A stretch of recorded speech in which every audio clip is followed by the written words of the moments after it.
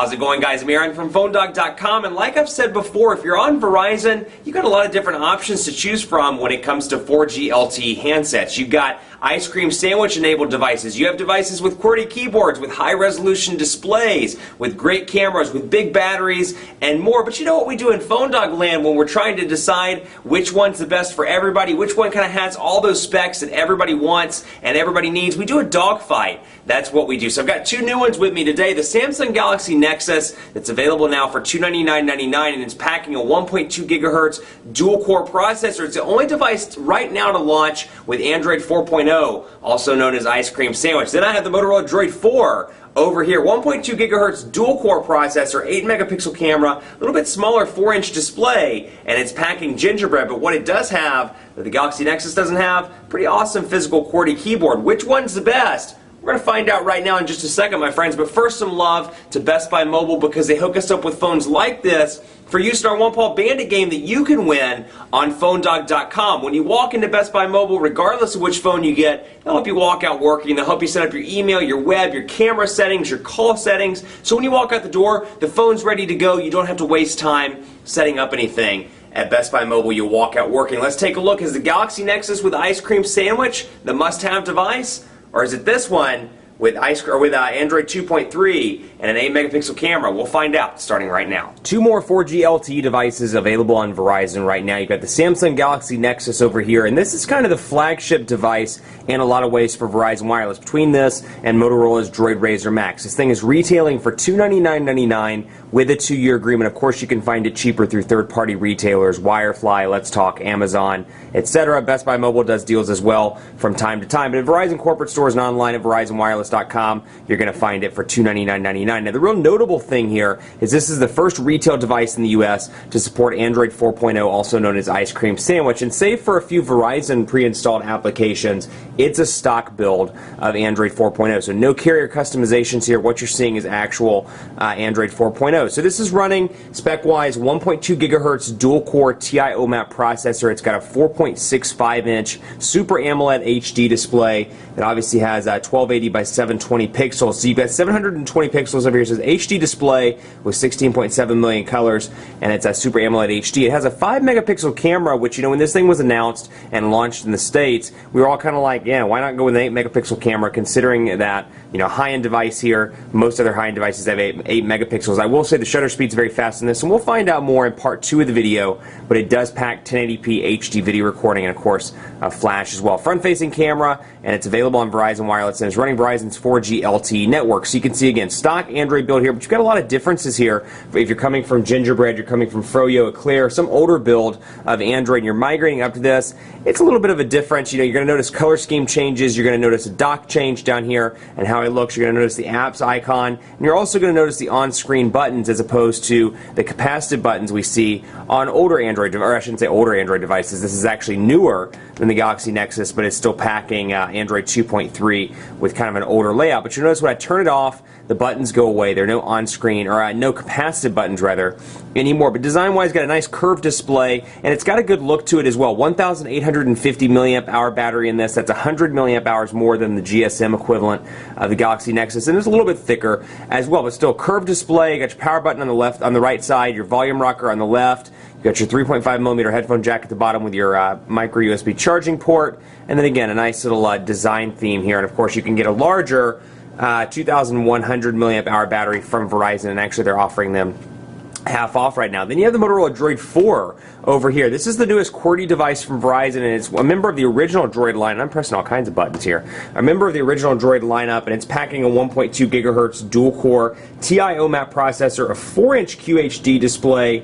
It's got an 8-megapixel camera on the back with 1080p HD video recording as well, a front-facing camera, and then you've got, again, that 4-inch display. So a little bit smaller than 4.65 inches over here.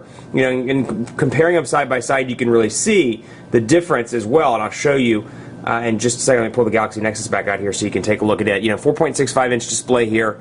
Much, when you're doing content like YouTube browsing, you're looking at music videos, things like that, browsing the web, you really notice a difference over here on 4.65 inches as opposed to 4. But still, you do get the benefit of a physical QWERTY keyboard. Now, to give you a recap of the weight here, you're looking at about 6.31 ounces over here. So a little bit thicker, but it's still got that typical Motorola form factor. Now, interestingly enough, the battery is not able to be removed on the Droid 4. They're going that non-removable style along with the Droid Razr Max and the Droid Razr. It's packing a non-removable 1,785 milliamp hour battery. Power button, 3.5mm headphone jack on top, put your volume rocker on the right side, and your capacitive buttons down here below the display, menu, home, back, and search. Also 5 home screens over here, but you see Motorola's custom user interface running atop Android 2.3. So you get a little bit of a different appearance here, different look and feel, and we'll go into apps and take a look as well. Now, because this is built as a stock Android device, it's supposed to be a stock Android experience device. You'll see, of course, the Verizon 4G LTE logo, which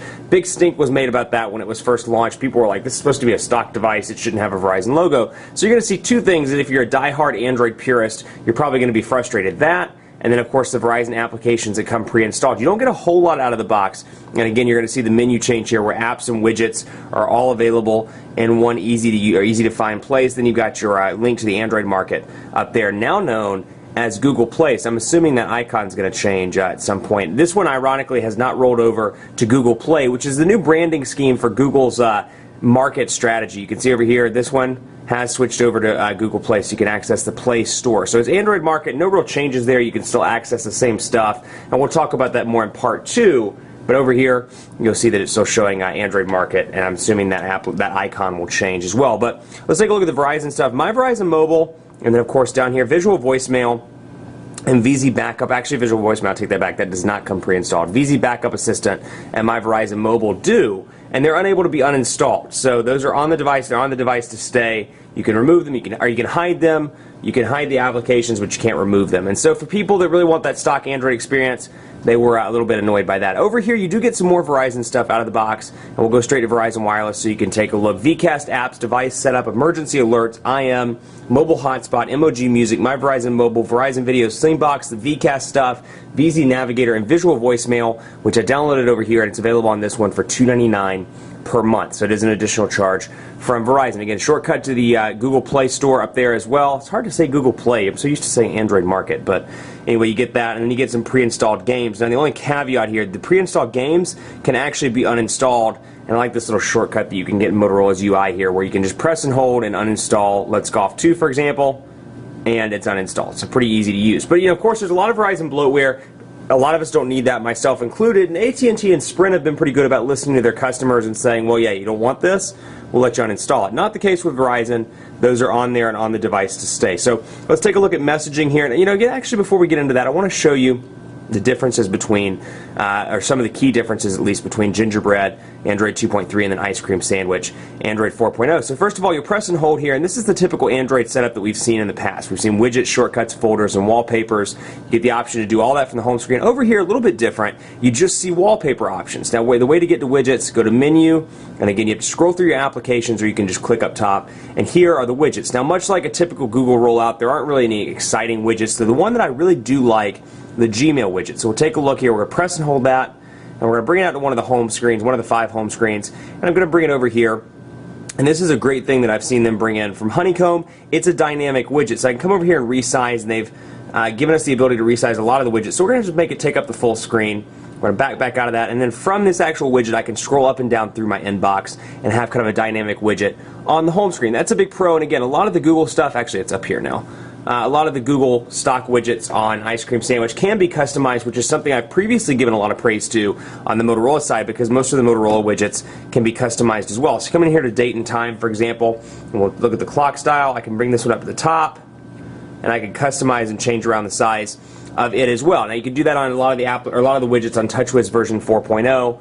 HTC Sense is the one that you still can't do that with, at least in its present form. But I've given a lot of praise to Motorola because I think you have an area like this, for example, where there's some widget or some screen space left. There's not a whole lot of screen space left, and for those people like myself, there's a little bit of space left. You can kind of customize the widget and make it your own and fit it in that area, as opposed to not being able to fit anything there because the widgets are too large or too small. And again, you can do the same thing here with the calendar widget. I can make it larger or smaller on my 5 home screens. That's a big perk as well, and one of the biggest changes in Ice Cream Sandwich. Then of course you have this button down here which shows your running applications, and to get those out of the list I can just swipe through and remove those, or I can scroll up and down through those. So it's pretty quick and easy to use.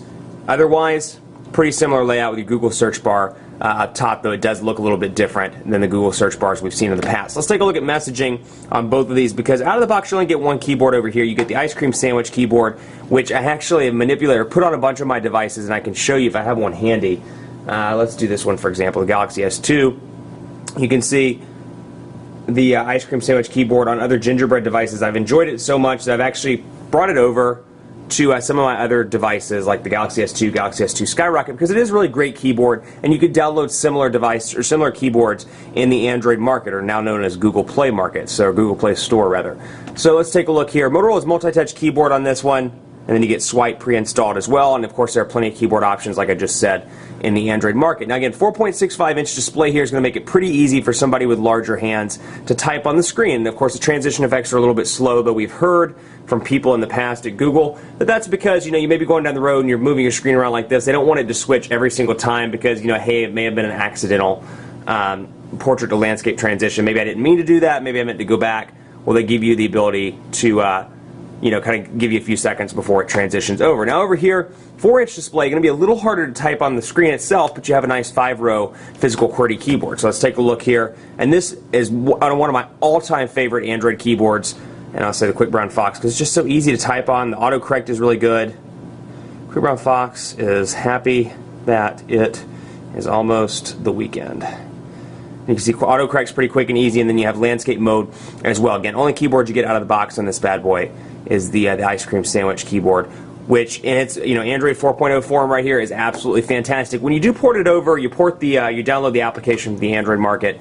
It's a little bit different. I noticed some lag from time to time. I mean, if you want the real experience, take a look at the Galaxy Nexus. And over here, Motorola's multi-touch keyboard, Quick Brown Fox, is also one of my favorites. If I had to rank Android keyboards, I'd say Ice Cream Sandwich keyboard #1, multi-touch #2, probably Sense's keyboard a close third.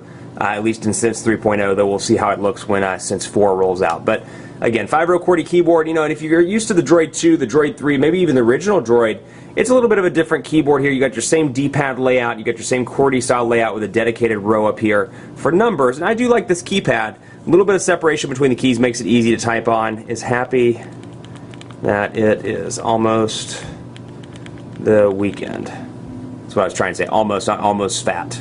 Tenna weekend. So again, pretty easy to type on. The DROID 3 happens to be still my preference when it comes to the original DROID lineup of keyboards, but still a great keyboard here, nice and tactile, and the keys are nice and large. And you got all your commonly used stuff down here at the bottom as well. So if you're somebody that texts or sends a lot of emails, perhaps you're coming from BlackBerry and you're moving up to Android for the first time, you don't quite want to get rid of that physical QWERTY keyboard, this may be a nice alternative for you where you can still get that keyboard when you need it, but when you don't, you can slide it away and use it like a typical Android device.